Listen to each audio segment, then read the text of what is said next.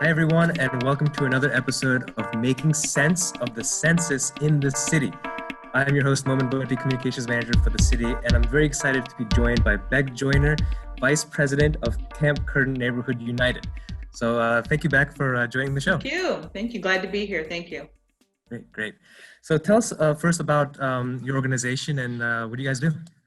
Well, Camp Curtin Neighborhood United actually is at the moment, a little bit of a loosely formed organization of just concerned neighbors in Camp Curtin, but we're actually going to be relaunching ourselves this year. We would have done it by now, except we hit that little thing called COVID, but we are relaunching ourselves this fall and winter as a service organization.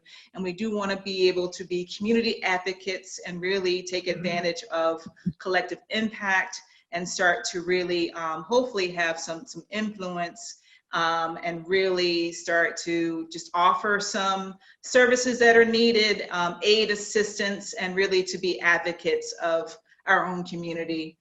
So that is the direction that we're headed in, and we really want to be very much hands-on and get folks engaged in Camp Curtin. What is CCNU as far as the census is concerned? What is the organization involved with? How have you been letting people know about what the census is? Right. So we actually have been assisted greatly by Fair Housing Council, and in particular, Rhonda Mays. And she actually was able to get a small grant for us to do some mailings throughout the community to try to just reach some of those households that may not be responding. So, you know, historically, some of the communities of color have been undercounted and therefore underrepresented, and Camp Curtin and Uptown area definitely falls into that category. So we want to really be able to boost that response rate. I believe the last time I looked, we were in the high 40s. I think it's come up a little bit since then, but we still are not there in terms of the census participation. And it's really concerning because the census deadline has moved from October 31st to September 30th. So we are really in crunch time, and we really want folks to reach out and respond to either the door-to-door census takers, or go online and fill out the census, or do the paper census. However you need to do it, please. Just do it, right? Exactly. Yeah. And why is that so important? You know, tell us your thoughts and opinions on why is it so important for people to do this? Right. Well, you know, let me actually share just a little bit of a personal story and my connection to the census. And what really got my attention is I've actually been building a family tree for years. So, and number one way to really get family information has been through the census. So if you look back over those, you know, 1900s, 1800s, and so forth, there's so much family data. And, you know, I know a lot of folks have a family Bible. Our family doesn't really have a family Bible. So just being able to find ancestors beyond great-grandparents, the number one way that I've been able to find that information has been through the census. So that's just a little personal story. But most importantly, the census determines a lot of funding. So based on population, those dollars are allocated, and that could be federal, state, city funds.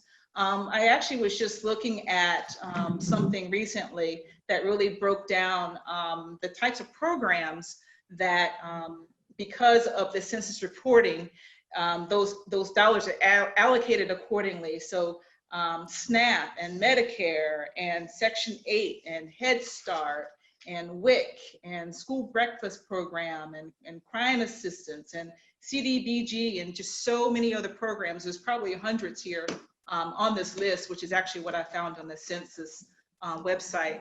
The census tells us how many people live in each state, and the number of people in your state determines its number of representatives in Congress.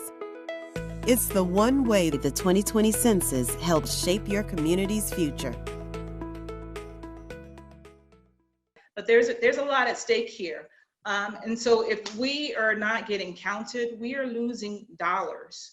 That's a lot of money. And Camp Curtin, actually, was just kind of checking in that. Now, I don't have the citywide stats, but in terms of the particular Camp Curtin census tract, we're looking at a poverty rate of 40% overall. And for children under 18, almost 50%. So we can't afford to lose any funding for any programs. It's really critical. So hopefully, you know, folks do come through in the last minute and get those filled out.